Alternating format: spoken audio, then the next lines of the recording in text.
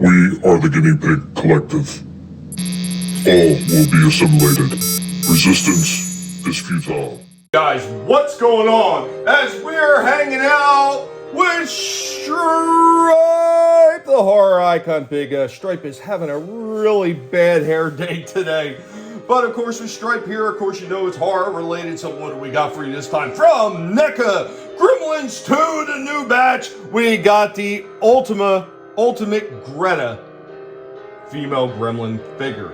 This one I've actually had for a while, and I'm just getting around to doing some of the reviews on this one and a lot of the other ones that I have waiting. And here we go with a quick look at it inside the box. This one doesn't look too bad. There was also a San Diego Comic-Con version that actually had her in the wedding dress.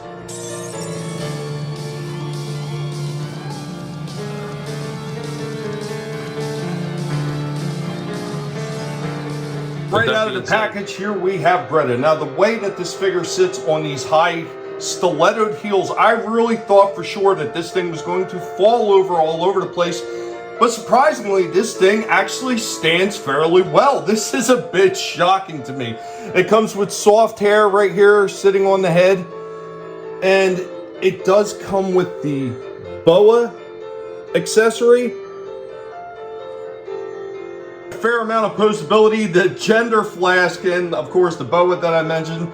There is a little bit of limitation in the posability on this one with the arms and everything. They kind of show it being able to put the hands on the hips like you've seen in the movie, but you actually can't move them that far. There is not that much posability in this one.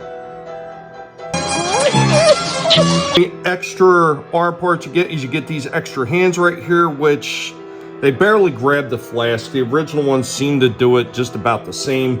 And while the little boa thing is a nice attachment, it is soft goods and it does kind of start coming apart. There is posability in the legs right here. They go out. They do have a little bit of turn in there. There is turn at the knee, a bend at the knee. There's also a nice turn and a little bit of a rock here at the ankles. Of course, you got the bend at the elbow. Once again, it only goes so far. There is a bit of turn at the elbow as well, but it's still, you cannot get in that full position because the bend here at the elbow doesn't go up high enough. There is movement up here at the shoulder, up and around and everything, but once again, you're limited to going out about that far. There's a little bit of downturn at the wrist and of course, turning all the way back around. And there is a fair amount of movement here in the head. This is actually not too horrible. The ears actually move a little bit too as well, which is pretty interesting. Anyway, guys, I gotta say, overall, I don't think this one is horrible. I think there's a few things they definitely did miss on this one. They could have made it a lot better. It could have been a little bit better articulation, but overall, it's not a bad figure. If I was giving this one a rating, though, unfortunately, because of the lack of full posability on this one, I could probably only give this a 7 out of 10. And some of the way that the soft goods are already starting to come apart this quickly right out of the box is just a little bit depressing.